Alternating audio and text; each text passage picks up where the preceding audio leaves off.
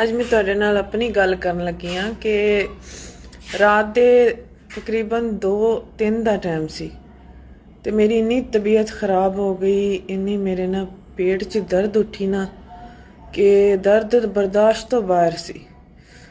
ਤੇ ਉਸ ਟਾਈਮ ਜਿਹੜਾ ਨਾ ਮੈਂ ਸੋਚ ਰਹੀ ਸੀ ਕਿ ਕਿਹਨੂੰ ਬੰਦਾ ਬੁਲਾਵੇ, ਕਿਹਨੂੰ ਆਪਣੇ ਨਾਲ ਲੈ ਕੇ ਜਾਵੇ ਤੇ ਕੌਣ ਐਸਾ ਇਨਸਾਨ ਹੈ ਜਿਹੜਾ ਇਸ ਟਾਈਮ दौड़िया आवे भजा आवे है।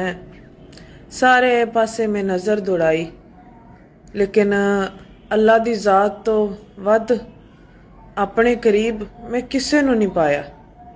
ठीक है, मैं सच्चे दिल नाल अल्लाह नूं याद करके अल्लाह अगे दुआ की कि अल्लाह पाक इस टाइम तू ही है मेरे कोल, मेरा हमदर्द, मेरा आसरा, मेरा सहारा, मेरी उम्मीद, मेरा यकीन।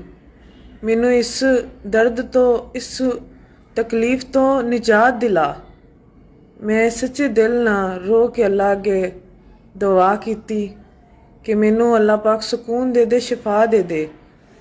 कि रात दे 3 बजे दे टाइम ते मैं किनू तंग करा, किनू मैं उठावा कि मेरे नाल चलो, मेरी तबीयत खराब है, मैं ठीक नहीं। मैं क्या इस टाइम मैं किनू उठा के जड़ा ना तकलीफ देवां। अल्लाह पाक ते तुसी, अल्लाह पाक अगे मैं दुआ की, अल्लाह पाक तुसी ते सब कुछ कर सकते हो ना, तुसी ते चाहो ते तुहाडे इशारे ते पूरी दुनिया चलदी है ते मैं ते एक मामूली जी तुहाडी बंदी हाँ। ते तुसी अपनी रहमत दी, करम दी नज़र कर दो मेरे ते, मैं ठीक हो जावां। इस टाइम मैं किनू तकलीफ देवां। ते कुछ ही देर बाद मैनू पता भी नहीं लगा, मैनू नींद आ गई। सुबह उठी हैं, मैं अपने आप नूं बिल्कुल ठीक पाया। ते ए मैनू एक तजर्बा होया कि हर मुश्किल विच, हर परेशानी विच अगर तुसी सच्चे दिल नाल अपने अल्लाह नूं याद करदे हो ना ते ओहदी मदद सब तो पहले तुहाडे तक पहुंचदी है। ते सब तो ज़्यादा वो तुहाडे नाल मुहब्बत करता है ते सब तो ज़्यादा तुहाडा वो ख्याल रखता है। वो अल्लाह पाक दी ज़ात है जिहड़ी सानू हर वक्त, हर मिनट, हर सैकेंड, हर घंटा साडे ते ओहदी निगाह हुंदी, वो सानू नहीं भुलदा। हर परेशानी, हर दुख सुख विच वो अल्लाह पाक जिहड़ा हर वक्त साडे नाल हुंदा है। ते असीं बंदे हाँ जिहड़े असीं अल्लाह नूं भुला दिंदे हाँ। हैं बहुत ही खुशी आ जावे अल्लाह नूं भुल जाने हाँ या, लेकिन वो अल्लाह पाक दी ज़ात है जिहड़ा हर वक्त बंदे दे नाल हुंदा है ते हर वक्त अपने बंदे दा ख्याल रखदा है। ये अल्लाह पाक है जिहड़ा साडे नाल सच्ची मुहब्बत करदा है अपनी बंदियां नाल। ते असीं एक बंदे हाँ कि जिहड़ा असीं अपनी जिंदगी विचों इन्नी साडी मसरूफ जिंदगी है जिंदे विचों असीं थोड़ा जिहा टाइम भी नहीं कढदे कि असीं अल्लाह दी इबादत कर लईए, इस 5 वक्त नमाज पढ़ लईए या अल्लाह नूं याद कर लईए। हैं कि किसी टाइम अजान हो रही हुंदी असीं इग्नोर मार दईदा है, कम्मां च लग जाईदा।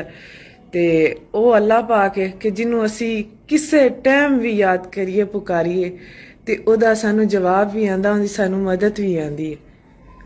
ते एक अल्लाह पाक दी ज़ात है जिंदे ते उम्मीद रखिया करो, यकीन रखिया करो ते भरोसा रखिया करो, क्योंकि सब कुछ उही देण वाला है ते उही तुहानू मुश्किल विचों कढण वाला है।